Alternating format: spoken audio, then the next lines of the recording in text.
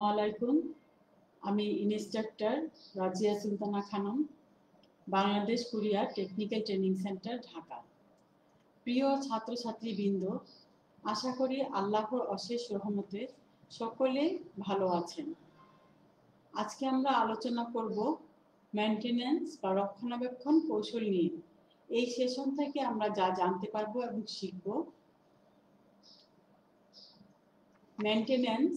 মেইনটেনেন্সের প্রকারভেদ, মেইনটেনেন্সের প্রয়োজনীয়তা, কিভাবে মেইনটেনেন্সের প্ল্যান করা হয়, কিভাবে মেইনটেনেন্সের চেকলিস্ট তৈরি করা হয়, মেইনটেনেন্সকারী ব্যক্তি কি স্কিল থাকতে হবে, মেইনটেনেন্সের সাধারণ দায়িত্বসমূহগুলি কি কি, প্লাম্বিং টুলসের মেইনটেনেন্স, টুলস হ্যাজার্ড থেকে কিভাবে প্রিকশন নিতে হবে, এই বিষয়গুলি আমরা জানতে পারব। উইকিপিডিয়া থেকে নেওয়া মেইনটেনেন্সের সংজ্ঞা হচ্ছে all supply and repair action taken to keep a force in condition to carry out its mission is called maintenance. এখন প্লাম্বিং এর ক্ষেত্রে যখন মেইনটেনেন্সের বিষয় আসে তখন পরীক্ষা নিরীক্ষা, মাপ গ্রহণ, প্রতিস্থাপন, সমন্বয় এবং মেরামতের বিষয়গুলি একটি কার্যকরী অবস্থায় বজায় রাখার উদ্দেশ্যে আসে।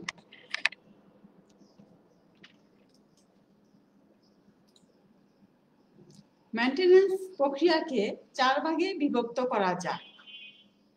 কারেক্টিভ প্রক্রিয়া, এই পদ্ধতিতে টুলসের ত্রুটি শনাক্ত করে স্বল্প খরচে এবং ব্যবস্থাপনায় মেইনটেনেন্স করে কার্যক্ষম পর্যায়ে নিয়ে যাওয়া যায়। প্রিভেন্টিভ প্রক্রিয়া, এই পদ্ধতিতে টুলস ব্যবহারে কর্মক্ষমতা হ্রাস পেতে থাকলে এই হ্রাস পাওয়া রোধ করতে যে ব্যবস্থা নেওয়া হয় তাকে প্রিভেন্টিভ মেইনটেনেন্স বলা হয়।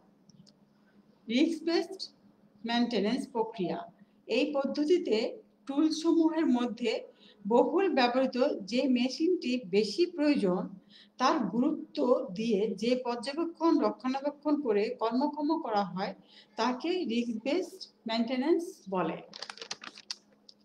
কন্ডিশন বেসড মেইনটেনেন্স, এই প্রক্রিয়ায় টুলসের বর্তমান অবস্থার পরিপ্রেক্ষিতে পর্যবেক্ষণ করে মেরামত এবং রক্ষণাবেক্ষণ করা হয় তাকে কন্ডিশন বেসড মেইনটেনেন্স বলে।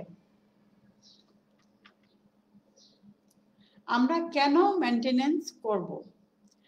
টুলসের ত্রুটি দূর করার জন্য, টুলসের কর্মক্ষমতা বজায় রাখার জন্য, টুলসের ভুল এবং খরচ কমানোর জন্য, টুলসের কার্যক্ষমতা দীর্ঘস্থায়ী করার জন্য। মেইনটেনেন্স প্ল্যান কি? মেইনটেনেন্স প্ল্যান বলতে আমরা কি বুঝি? মেইনটেনেন্স প্ল্যান টুলসমূহ কর্মক্ষম ও দীর্ঘস্থায়ী করার জন্য পরিকল্পিতভাবে পদক্ষেপ গ্রহণ করা উচিত। মেইনটেনেন্স প্ল্যান এমন একটি ডকুমেন্ট যা টুলসের সক্রিয়তা বজায় রাখার জন্য যে সকল মেইনটেনেন্স করা হয়েছে, হয় এবং হওয়া উচিত তা বিস্তারিত তালিকা নথিবদ্ধ থাকে। টুলসগুলো সচল, কর্মক্ষম এবং সক্রিয় রাখতে যে সকল মেইনটেনেন্স করা হয় তার একটি গাইডলাইন হিসেবে কাজ করে এবং সে অনুযায়ী বাস্তবায়ন করা হয়। মেইনটেনেন্স চেকলিস্ট, টুলসগুলো কর্মক্ষম, সচলতা, স্থায়িত্বতা বজায় রাখার জন্য টুলসের বর্তমান অবস্থা এবং মেইনটেনেন্স নির্দেশিকা একটি চেকলিস্ট আকারে থাকে যা প্রতি পর্যায়ে ক্রমাগত নিরীক্ষণ করে টুলসের কর্মক্ষমতা, গুণগত বৈশিষ্ট্য এবং স্থায়িত্ব বজায় রাখতে সাহায্য করে।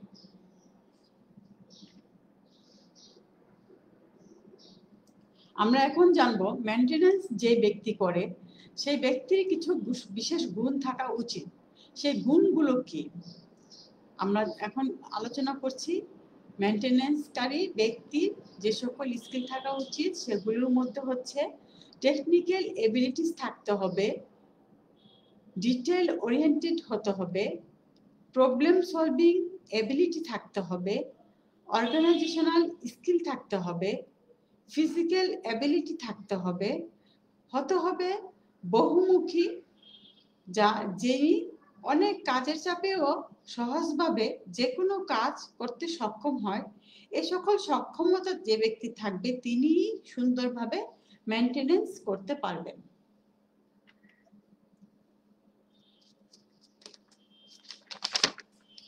সাধারণ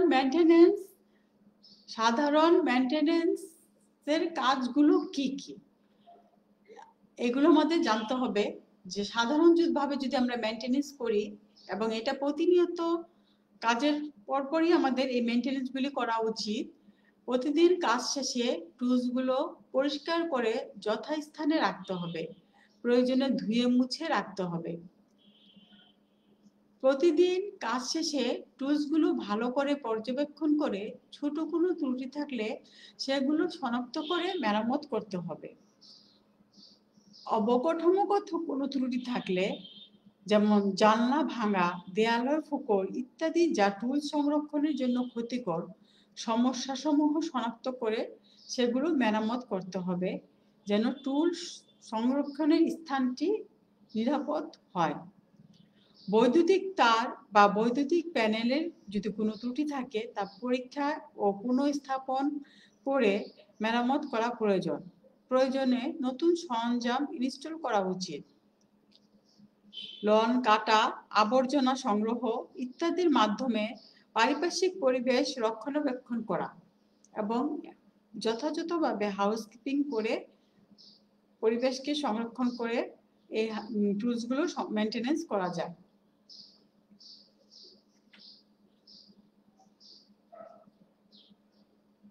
প্লাম্বিং কাজের মেনটেনেন্স গুলো মূলত প্লাম্বিং টুলসগুলি কি করতে হবে। এখানে আমরা প্লাম্বিং টুলস বলতে কি বুঝি? প্লাম্বিং কাজ করার জন্য যে সকল টুলসমূহ ব্যবহার করা হয় সেগুলি হলো প্লাম্বিং টুলস। প্লাম্বিং টুলসকে মূলত দুই ভাগে ভাগ করা হয়। প্রথমত হ্যান্ড টুলস এবং পাওয়ার টুলস। হ্যান্ড টুলস বলতে কি বুঝি? হ্যান্ড টুলস হচ্ছে যে সমস্ত টুলসগুলি কোনো যান্ত্রিক এবং বৈদ্যুতিক সাহায্য ছাড়া শুধুমাত্র পেশি শক্তি বা নিজের হাতে নিজের শক্তি ব্যবহার করে পরিচালনা করা হয়, সে সমস্ত টুলসগুলিকে বলা হয় হ্যান্ড টুলস। এবং যে সমস্ত টুলসগুলি বৈদ্যুতিক শক্তির সাহায্য এবং মেকানিক্যাল এবং হাইড্রোলিক প্রেসারের সাহায্য নিয়ে করা হয় সে সমস্ত টুলসগুলিকে বলা হয় পাওয়ার টুলস। এখন এই হ্যান্ড টুলস এবং এই পাওয়ার টুলস সমস্ত টুলসগুলির মধ্যেই আবার টুলসগুলিকে 5টা ক্যাটাগরিতে ভাগ করা যায়। যেমন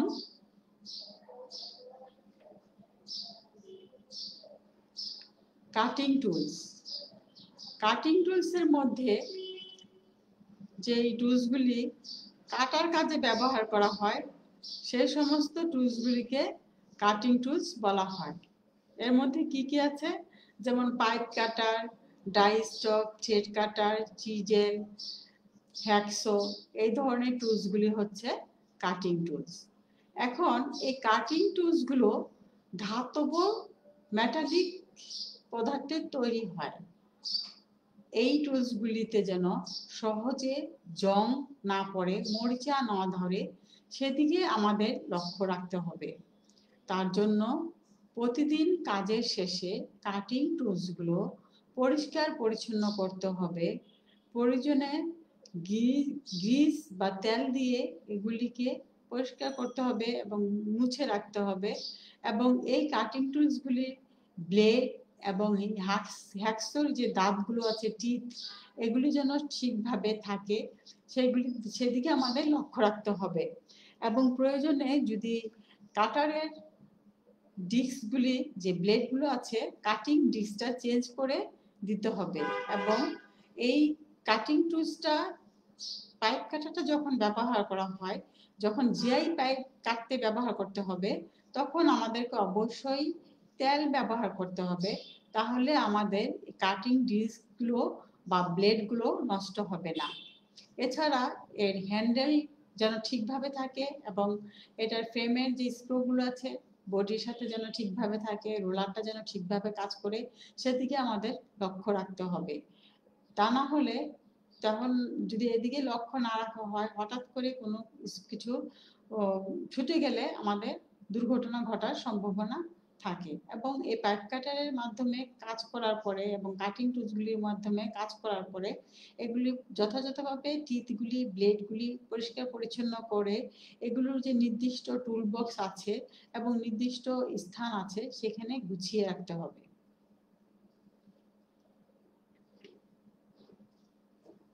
বোরিং টুলস, বোরিং টুলস এর মধ্যে আছে হ্যান্ড বোরিং টুলস, আবার পাওয়ার বোরিং টুলস। এগুলো ড্রিল মেশিন যেটা আমরা বলি, সেই ড্রিল মেশিনটাই মূলত বোরিং এর কাজ করে। এখানে একটি পাওয়ার টুল ড্রিল মেশিনের মেনটেনেন্স নিয়ে আমি কথা বলবো। পাওয়ার ড্রিল মেশিনের যে বিভিন্ন অংশগুলো আছে, যেমন এটা একটা যেহেতু বিদ্যুৎ চালিত, এটার পাওয়ার কর্ড থাকে। আমরা যখন কাজ করব এই পাওয়ার কর্ডটা ঠিক আছে কিনা, এই তারের মধ্যে কোনো লিকেজ আছে কিনা, এটা আমাদের খুব ভালোভাবে লক্ষ্য রাখতে হবে। এবং এটার যে প্লাগ এবং সকেট আছে সেখানে সংযোগটা যেন সঠিকভাবে থাকে, কোনো লুজ কানেকশন যেন না হয়, সেদিকে আমাদের লক্ষ্য রাখতে হবে। এবং এই ড্রিল বিটগুলি যেন সঠিকভাবে সঠিক স্থানে, ড্রিল বিটগুলি রাখার নির্দিষ্ট স্থান আছে এবং ড্রিল মেশিনটাও রাখার একটা বক্স থাকে। সেই বক্সে আমাদের সবসময় ড্রিল মেশিনটা রক্ষণাবেক্ষণ করে রাখতে হবে, পরিষ্কার পরিচ্ছন্ন করে রাখতে হবে এবং বিটগুলি ঠিকভাবে রাখতে হবে। আমরা যখন ড্রিল করব তখন আমাদের পাওয়ার সাপ্লাই ঠিকভাবে কানেকশন আছে কিনা, লুজ কানেকশন যেন না থাকে, এদিকে সচেতনভাবে দেখতে হবে, না হলে শর্ট সার্কিট হওয়ার সম্ভাবনা থাকে। এবং কাজ শেষ হয়ে যাওয়ার পরে ড্রিল মেশিনটা ভালোভাবে পরিষ্কার পরিচ্ছন্ন করে রাখতে হবে। অনেক সময় দেখা যায় ড্রিল মেশিনে আওয়াজ হচ্ছে কিন্তু কাজ হচ্ছে না, অথবা বিট লাগানোর পরে চাহিদার মতন ছিদ্রটা ডেড হচ্ছে না বা কাজের সময়টা অনুযায়ী সেভাবে কাজ করছে না। এতে বোঝা যায় যে ড্রিল বিটের কোনো প্রবলেম আছে, হয়তো ড্রিল বিটটা ভেঙে গেছে বা এটার মাথাটা হয়তো যতটা সুচালু থাকার কথা ততটা নাই। এই জন্য এই ধরনের কাজে স্থিরতা অথবা দৃঢ়তা চলে আসে। সেজন্য আমাদেরকে অবশ্যই ড্রিলে কাজ করার সময় ড্রিল বিটের দিকে লক্ষ্য রাখতে হবে।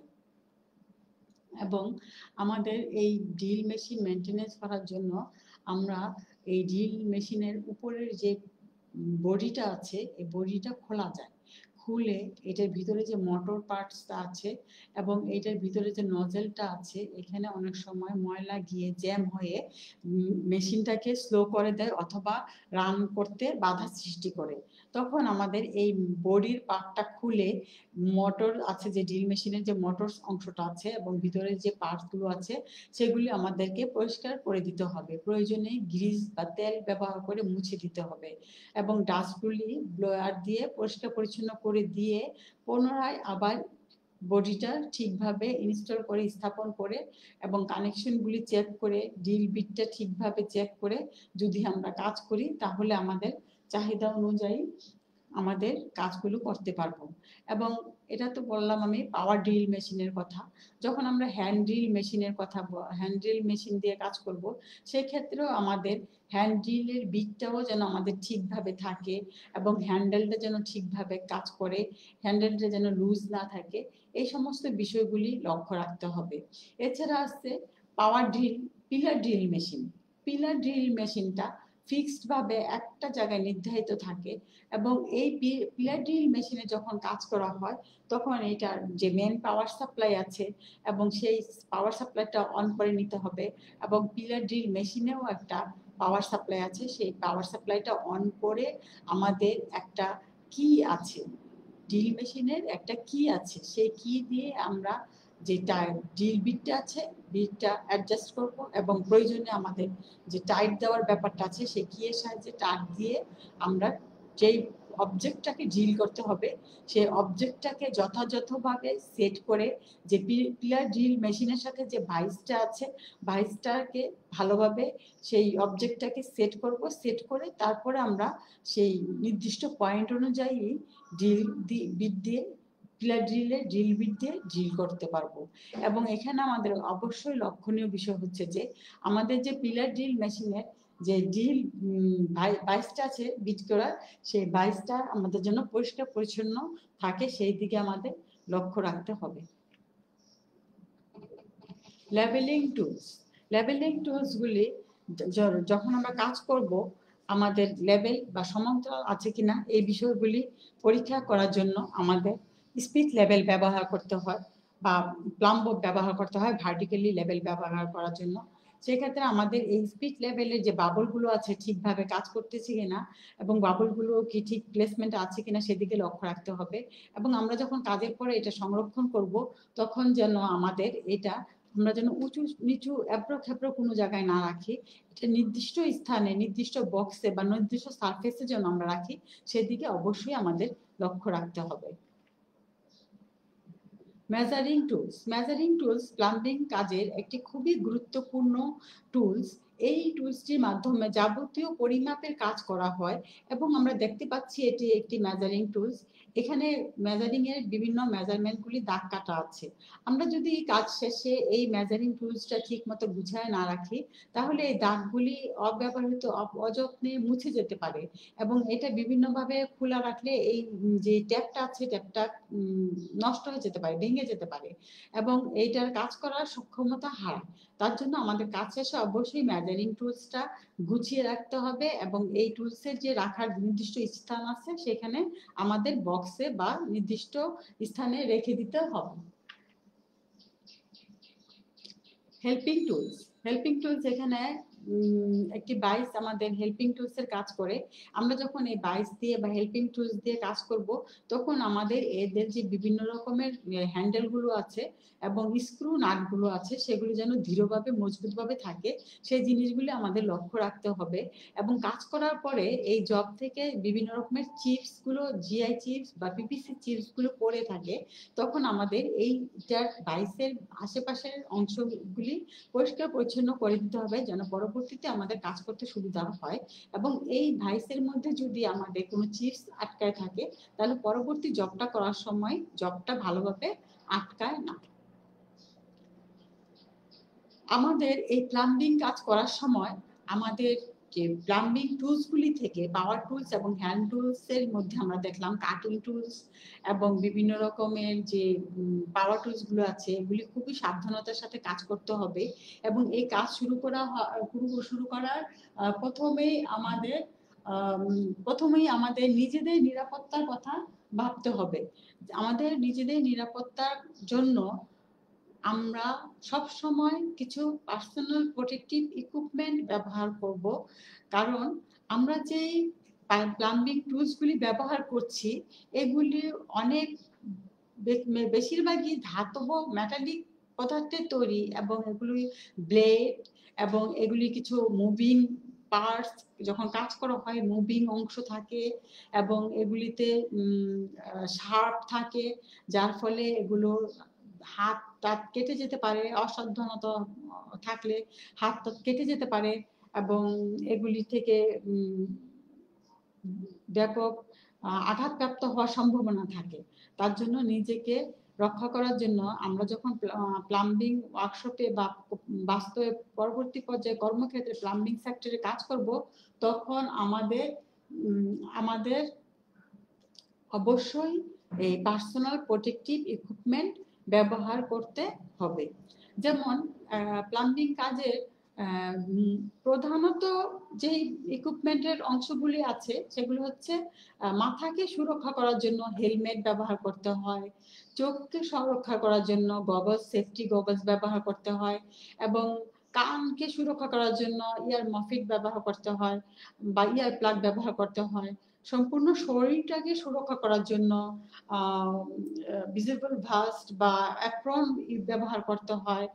তারপর হাতকে সুরক্ষা করার জন্য হ্যান্ড গ্লোভস অবশ্যই ব্যবহার করতে হবে এবং পাকে সুরক্ষা করার জন্য সেফটি বুটস অবশ্যই পরতে হবে।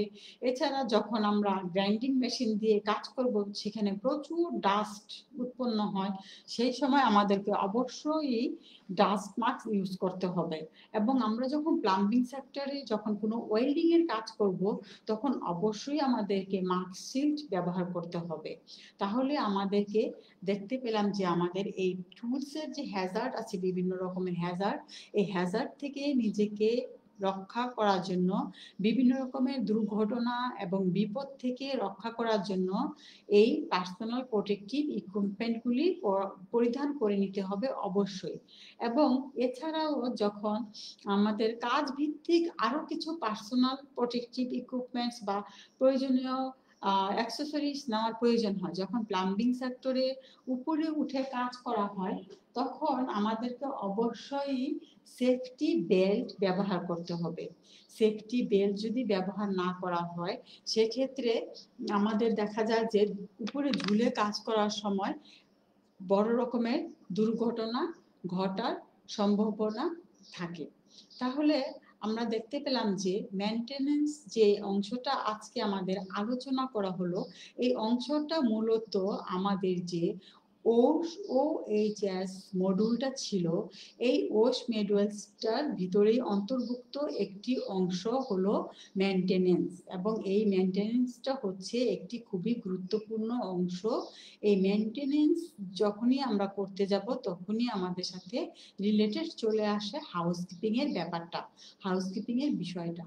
অর্থাৎ আমরা এখন বুঝতে পারছি যে আমাদের প্রত্যেক দিন ব্যবহারিক ক্লাসের পরে আমরা যে যথাযথভাবে হাউসকিপিং করি, আমাদের টুলসগুলি যদি কাজের পরে সুন্দরভাবে পরিষ্কার পরিচ্ছন্ন করতে হবে এবং প্রয়োজনে সাবান পানি দিয়ে ধুয়ে নিতে হবে, প্রয়োজনে টুলসের চাহিদা অনুযায়ী তার প্রয়োজন অনুযায়ী গ্রিস দিয়ে তেল দিয়ে মাখিয়ে বা ভিজিয়ে রাখতে হবে, এবং এই জিনিসগুলো যথাযথভাবে যথাস্থানে রেখে দিতে হবে। এবং আমাদের যে এতে আমরা কি হবে, আমাদের যথাযথভাবে হাউসকিপিং হবে এবং কাজের যে ক্ষেত্রটা ছিল, পরিবেশটা যে ছিল, সারফেসটা ছিল, সেটা আমাদেরকে কিন্তু অবশ্যই পরিচ্ছন্ন করে ঝাড়ু দিয়ে মুছে বা মপ দিয়ে পরিষ্কার করে ধুয়ে মুছে রাখতে হবে। কারণ আমাদের কাজ করার পরে অনেক এই ওয়ার্কশপে অনেক চিপস বের হয়, জিআই চিপস, পিভিসি চিপস, বিভিন্ন ধরনের কাটিং পিস বের হয়। এগুলিও আমাদের চলাফেরার মধ্যে বিভিন্ন রকমের হ্যাজার্ড সৃষ্টি করতে পারে এবং এগুলি থেকেও আমাদের বিভিন্ন রকমের দুর্ঘটনার সম্মুখীন আমরা হতে পারি। তার জন্য আমাদেরকে এভাবে ওয়ার্কশপটা সুন্দরভাবে পরিষ্কার পরিচ্ছন্ন করে রাখতে হবে।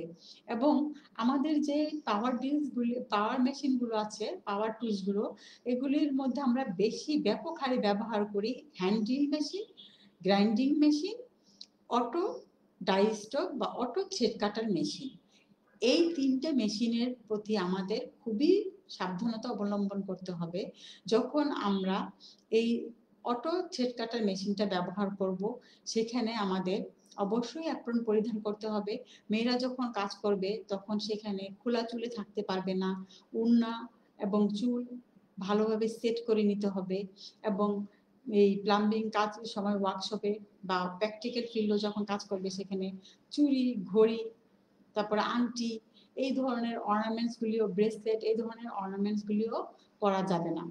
এবং আমাদের এই পাওয়ার ড্রিলস মেশিনে যখন আমরা কাজ করব, অবশ্যই আমাদের পাওয়ার কর্ডগুলি ঠিকভাবে খেয়াল রাখতে হবে যেন কোনো প্রকারের লিকেজ না থাকে। যদি লিকেজ থাকার সম্ভাবনা থাকে, তাহলে আমাদের সেখান থেকে ইলেকট্রিক শর্ট প্রাপ্ত হতে পারি। এবং এটা একটা খেয়াল রাখতে হবে যে একজন কাজ করার পরে অবশ্যই মেন পাওয়ার সাপ্লাই এবং যে টুলসের সাথে যে বাটনটা থাকে, পাওয়ার বাটন, সেটা অবশ্যই অফ করে রাখতে হবে। অন্যথায় দেখা গেল যে একজন হয়তো কাজ করে ঠিকভাবে পাওয়ার সুইচগুলো অফ করে নাই, আরেকজন এসে পাশাপাশি কাজ করতে যে অজ্ঞতা জানা নেই তার, হঠাৎ চাপ লেগে দেখা গেল যে ড্রিল চলতে শুরু করলো, তখন তার একটা বড় রকমের দুর্ঘটনার সৃষ্টি হয়ে যাবে। এই বিষয়গুলি আমাদের অবশ্যই খেয়াল রাখতে হবে। আমাদের একটা বিষয় দেখা যায় যে অটো থ্রেড কাটার মেশিনে যখন কাজ করে সবাই গ্রুপ ওয়াইজ, এক এক গ্রুপ যখন এক একটা কাজ করে, একটা গ্রুপ যদি যখন কাজ করে চলে যায়, ওরা যদি ঠিক মতন পাওয়ার সুইচগুলি যদি ঠিক মতন বন্ধ না করে বা পাওয়ার সুইচগুলি যদি ঠিক মতন অপারেট না করে, তাহলে দেখা যায় যে হয়তো দেখা যাচ্ছে একজন ভাই সেট করতেছে অটো ডাই স্টকে, আরেকজন হয়তো সুইচ চালু করে দিছে, তখন হয়তো দেখা গেল যে মেশিনটা ঘুরতে শুরু করবে, তখন এখান থেকেও কিন্তু একটা মারাত্মক দুর্ঘটনার সৃষ্টি হতে পারে। তো এই ধরনের বিষয়গুলি আমাদের সচেতন থাকতে হবে। তো আজকে এ পর্যন্তই। আমাদের এই মেনটেন্যান্সের পার্টটা খুবই গুরুত্বপূর্ণ আমাদের শিক্ষা জীবন এবং ব্যক্তি জীবন এবং প্র্যাকটিক্যাল লাইফে যখন আমরা কাজ করব অবশ্যই গুরুত্বপূর্ণ। আজকে আমি এ পর্যন্তই শেষ করছি। আগামী সেশনে ইনশাল্লাহ সবার সাথে দেখা হওয়ার আশা রাখি। সবার সুস্থতা কামনা করছি। যদি কোনো প্রশ্ন থাকে আমাকে করতে পারে এবং সবাইকে ধন্যবাদ জানিয়ে সবার সুস্থতা কামনা করে আগামী সেশনে দেখা হওয়ার আশা রেখে ইনশাল্লাহ আগামী সেশনে আমাদের দেখা হবে। আল্লাহ হাফিজ। শেষ হয়ে গেলে কিছু মিস